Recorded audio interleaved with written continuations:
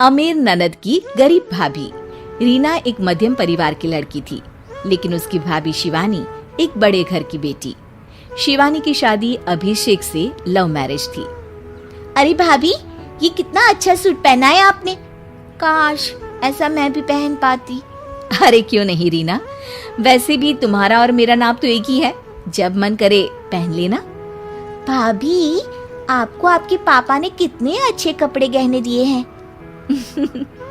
मैं उनकी इकलौती बेटी जो हूँ। बेटी तो मैं भी इकलौती हूँ, लेकिन क्या करे, पापा है नहीं, पता नहीं कैसे होगी मेरी शादी। तभी वहाँ शिवानी की सास आ जाती है। अरे क्यों नहीं करेगा भाई तेरी शादी धूमधाम से, आखिर जिम्मेदारी है तो उसकी। और वो दिन भी आ जाता है जब रीना की शादी तय हो जाती है। अभिषेक, क्या हुआ? आप इतने परेशान तो कभी नहीं दिखे, कोई बात है तो बताइए मुझे। अरे शिवानी, वैसे तो शादी का सारा इंतजाम हो गया है, लेकिन गहनों का रेट तो आसमान छू रहा है। कैसे क्या करूं, कुछ समझ में ही नहीं आ रहा। थोड़ी देर में शिवानी अपने पूरे गहने अभिषेक के सामने रख देती है। ये लीजिए, गहनों का इंतजाम भी हो गया। अरे नहीं नहीं शिवानी, मैं ये गहने किसी हालत में भी नहीं ले सकता। ये तुम्हारे पिता ने तुम्हें दिया था, और तुम हो कि। तभी वहाँ सास आ जाती है।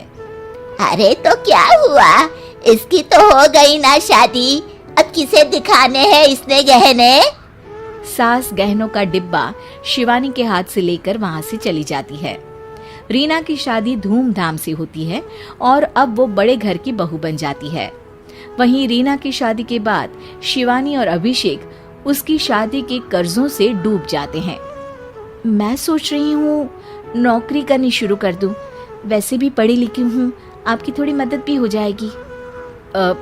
वैसे शिवानी, कुछ दिन कर लो तो अच्छा ही होगा, क्योंकि जरूरत भी है। अब शिवानी भी नौकरी करने लगती है और घर खर्चे में अभिषेक का हाथ बटाती है।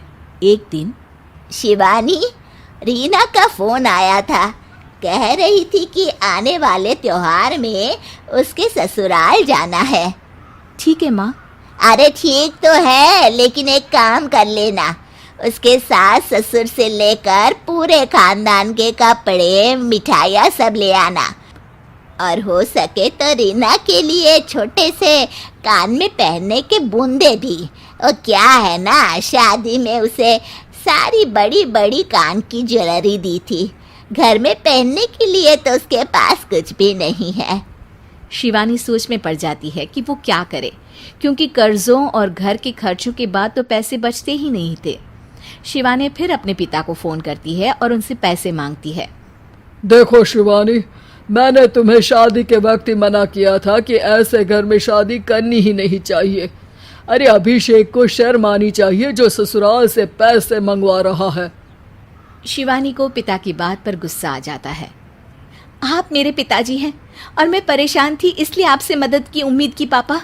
अभिषेक को तो पता भी नहीं है कि मैंने आपसे पैसे मांगे हैं। शिवानी सोचती है कि वो अभिषेक से बात करे, लेकिन फिर उसे लगता है कि वो टेंशन ले लेगा। तभी शिवानी की नज़र हाथ के कंगन पर पड़ती है, सीधे बाजार जाती है और उसे बेचकर ननद के घर ले जाने का सारा सामान लेकर आती है और सास के सामने रख देती है। हाँ ठीक है, लेकिन फल थोड़े और अच्छी क्वालिटी के होने चाहिए थे। शिवानी कुछ नहीं कहती, वहां से चली जाती है। एक दिन शिवानी, रीना का फोन आया था, बहुत रो रही थी। क्यों माँ, क्या हुआ? सब ठीक तो है ना उसके ससुराल में? अरे तूने तो उसकी नाक ही कटवा दी। अब मैंने क्या कर दिया माँ? कह रही थी कि बड़े घर की बहू है भाभी, जो कपड़े दिए वो ब्रांडेड भी नहीं थे। तू तो जानती है ना उन लोगों का पहनावा कितना अच्छा है। तू तो मेरी बेटी का भला कभी सोचती नहीं। हाय भगवान, अरे बड़े घर की बहू है, इसी बात की जलन है ना तुझे, लेकिन याद रख मेरी बेटी का सोचने के लिए भगवान है, तुम लोग कभी उसका बुरा नहीं कर पाओगे। अब शिवानी के मन में सवाल था कि क्या ईश्वर सिर्फ रीना के साथ है, उसके साथ नहीं। लेकिन उसे सुकून था कि वो अभिषेक के साथ उसकी जिम्मेदारियों को निभाने में बराबरी की हकदार है। शिवानी वहां से चली जाती है। वो सास से कुछ नहीं कहती, क्योंकि अमीर घर की बहू बनकर रीना को भले ही सुकून ना हो, लेकिन गरीब घर की बहू बनकर शिवानी खुश है। क्योंकि खुशी पैसों से नहीं, परिस्थितियों पर निर्भर करती है।